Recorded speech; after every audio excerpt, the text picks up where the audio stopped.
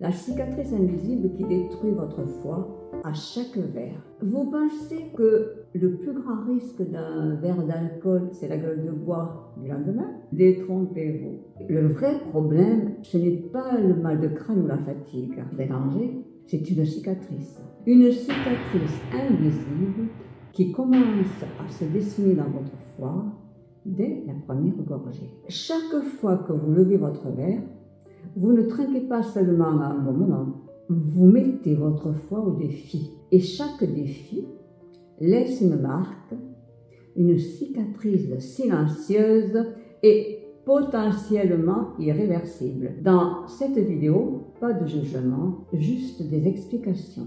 On va suivre ensemble le parcours d'une simple molécule d'alcool dans votre corps. Oubliez le jargon compliqué, c'est un voyage scientifique qui va vous révéler comment un seul verre peut lancer un processus de destruction silencieux et pourquoi cette cicatrice est une menace que la plupart des gens ignorent. Restez avec nous, vous allez comprendre ce qui se passe. Première gorgée.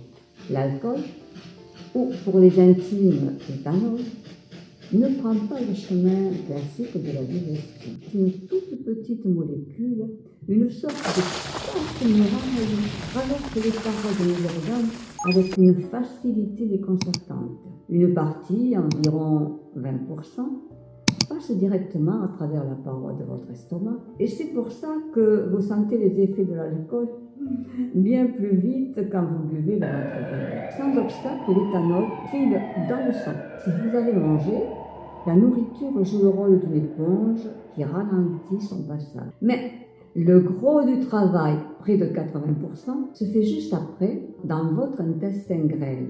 Une fois dans le sang, l'éthanol se balade partout. Il arrive à votre cerveau en quelques minutes, déclenchant cette sensation de détente que beaucoup recherchent. Il va dans votre cœur, vos muscles, bref, dans tous vos tissus. Seulement voilà, tout le sang de votre système digestif est sur une autoroute à destination prioritaire, le foie. C'est là, via une voie express sanguine appelée la veine porte, que l'éthanol est livré pour être traité. Et c'est là que le champ de bataille s'installe. Votre foie, lui, voit tout de suite la supercherie. L'éthanol, ce n'est pas un nutriment, c'est un poison. Une toxine à neutraliser et vite. Imaginez votre foie comme une usine de pointe, un centre de tri ultra perfectionné qui gère plus de 500 fonctions vitales.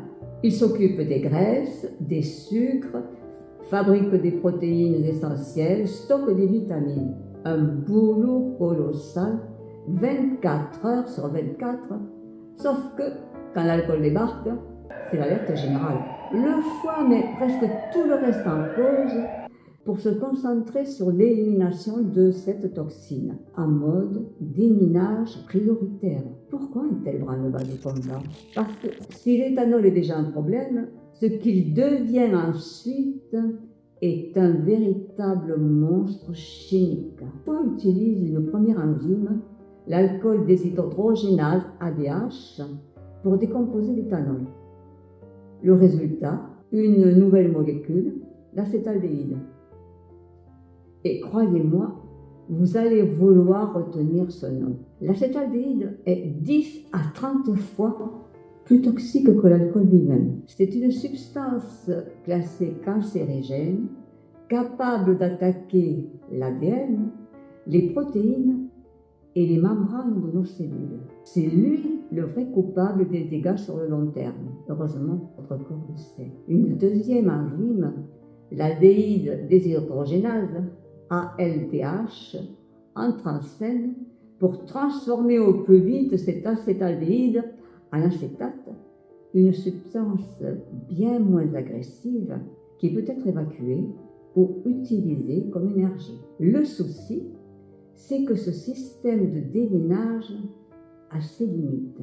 Il ne peut pas tout gérer en même temps. Si vous buvez plus vite que votre foie ne peut travailler, l'acétaldéhyde s'accumule. Et c'est cette accumulation qui provoque une inflammation et un stress oxydatif une sorte de rouille au niveau de vos cellules. Et pendant que votre foie est en mode déminage d'urgence, il néglige ses autres tâches, en particulier la gestion des graisses. Les acides gras qui attendaient d'être traités sont mis de côté. Ils commencent alors à s'entasser à l'intérieur même des cellules du foie. C'est le tout premier stade de la maladie, le premier signe visible que votre foie souffre. Cette accumulation de graisse, ça porte un nom, la stéatose hépatique, ou plus simplement la maladie du foie gras. À ce stade, le foie gonfle, il devient littéralement gras. La bonne nouvelle, c'est qu'à ce stade, tout est encore réversible. Si vous arrêtez l'alcool, le foie, avec son incroyable pouvoir de régénération, peut faire le ménage et revenir à la normale, parfois seulement en quelques semaines. Mais que se passe-t-il si l'agression continue, si jour après jour, un nouveau verre d'alcool relance la machine? Le foie n'a plus le temps de se nettoyer. L'accumulation de graisse et surtout l'exposition répétée à l'acétaldéhyde toxique crée une inflammation chronique. C'est le deuxième stade, l'hépatite alcoolique. Votre foie est enflammé, ses cellules souffrent, certaines meurent, vous ne sentez peut-être rien, ou juste une fatigue persistante, une petite gêne sous les côtes. Des symptômes si banals qu'on les met sur le compte du stress ou d'une mauvaise nuit.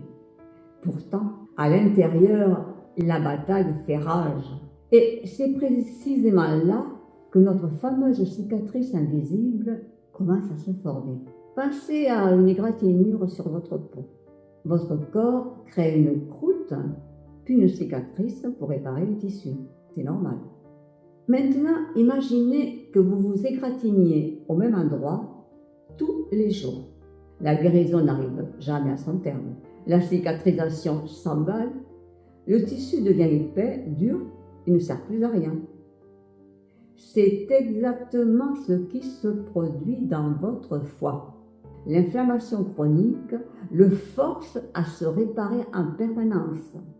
Il active des cellules spécialisées qui produisent du collagène, une protéine fibreuse, pour colmater les brèches. Ce tissu cicatriciel, c'est la fibrose. Au début, les cicatrices sont fines. Mais vers après vers, ces cicatrices s'étendent, forment des réseaux qui remplacent peu à peu les cellules saines. Le foie, autrefois souple, se rigidifie, et tout ça le plus souvent dans un silence total. C'est dingue, non? Plus de 75% de votre foie peut être hors service avant que le moindre symptôme clair n'apparaisse. Quand la fibrose devient si étendue qu'elle défigure complètement l'architecture du foie, on atteint le stade de la cirrhose. Et là, on parle souvent d'un point de non-retour. Le foie, qui était une usine chimique sophistiquée, est devenu un organe durci, rempli de cicatrices non fonctionnelles. La cirrhose est une maladie grave et considérée comme irréversible. Même si l'on arrête de boire, les cicatrices elles-mêmes sont généralement permanentes. Cependant, stopper complètement l'alcool peut empêcher les dégâts de s'aggraver et même permettre au foie de récupérer une partie de ses fonctions, bien que la structure cicatrisée reste. Une inflammation persistante peut en effet bloquer la capacité de l'organe à se régénérer, même après l'arrêt de l'alcool. Les conséquences sont dramatiques. Un foie cirrhotique n'assure plus son travail. Le sang ne peut plus le traverser correctement, ce qui crée une énorme pression en amont, l'hypertension portale. Cette pression peut faire éclater des veines dans l'œsophage et provoquer des hémorragies mortelles. Les toxines que le foie ne filtre plus, comme l'ammoniac, s'accumulent jusqu'au cerveau, causant confusion, troubles du comportement et pouvant aller jusqu'au coma, l'encéphalopathie hépatique. Enfin, le risque ultime, un foie cirrhotique est un terrain propice au développement d'un cancer. Il faut bien comprendre que la cirrhose n'est pas une maladie alcoolique. C'est le stade final de la fibrose, la conséquence mécanique d'années de cicatrisation silencieuse. Merci de prendre 2 secondes de votre temps pour vous abonner, liker. À ce stade, vous vous dites peut-être ok, c'est flippant, mais moi, je ne bois pas à l'excès. Juste un verre ou 2 le soir pour décompresser. Et c'est précisément là que se cache le malentendu le plus dangereux. On a tendance à penser que seule la grosse cuite du Vulcain est risquée. Mais le truc, c'est que pour votre foie, l'ennemi le plus redoutable, ce n'est pas la grosse biture du samedi soir, mais plutôt la petite guérilla de tous les jours. Pourquoi? Parce qu'une consommation régulière, même si elle est modérée, ne laisse jamais le temps au foie de souffler et de se réparer complètement. Chaque verre réactive l'inflammation. Chaque jour, vous ajoutez une petite couche de tissu cicatriciel et c'est l'effet goutte à goutte. Une seule goutte est inoffensive, mais des milliards de gouttes peuvent finir par éroder la roche la plus dure. Les recommandations de santé publique sont claires. Pour limiter les risques, il est conseillé de ne pas dépasser 10 verres par semaine et pas plus de 2 verres par jour, et surtout d'avoir des jours sans alcool dans la semaine. Ces jours off, ils sont cruciaux, vitaux même. C'est la fenêtre pendant laquelle votre foie peut enfin faire une pause, calmer l'inflammation et nettoyer les graisses accumulées. Sans ces pauses, vous entretenez la cicatrice invisible. Allez, on pulvérise quelques mythes qui ont la vie dure. Numéro 1, le vin rouge, c'est bon pour le cœur, donc c'est pas pareil. Faux, archi faux. Pour votre foie, l'éthanol, c'est de l'éthanol. Qu'il vienne du vin, de la bière ou du whisky, la molécule est la même et le processus toxique pour le neutraliser est identique. Mythe numéro 2, je ne suis pas dépendant, donc mon foie ne risque rien. Encore faux. La maladie du foie, liée à l'alcoolisme, n'est pas une question de dépendance, mais de toxicité. Elle peut toucher n'importe qui ayant une consommation régulière, même socialement acceptée. D'ailleurs, les femmes sont biologiquement plus susceptibles de développer des lésions au foie, et ce, à des doses plus faibles que les hommes. La réalité, c'est qu'il n'y a pas de consommation d'alcool sans risque. Le risque zéro, c'est 0 verre. Les recommandations officielles ne parlent pas d'un seuil de sécurité, mais d'un seuil de moindre risque. Et voilà, le voyage de notre verre d'alcool se termine. On a vu comment il se change en poison, comment il force votre foie à s'enflammer, et comment, petit à petit, il tisse cette cicatrice silencieuse. Mais cette cicatrice n'est pas une fatalité. La capacité de régénération de votre foie est votre meilleur allié, à condition de lui en laisser l'occasion. Les premiers stades de la maladie sont réversibles. Prendre conscience de ce mécanisme, c'est la toute première étape. Et c'est la plus importante. Le but ici, ce n'est pas de vous culpabiliser, mais de vous donner le pouvoir. Le pouvoir de décider en connaissance de cause, de choisir d'offrir à votre foie les jours de repos dont il a tant besoin. Si cette vidéo vous a été utile, si vous avez appris quelque chose, le meilleur moyen de nous soutenir, c'est de la partager.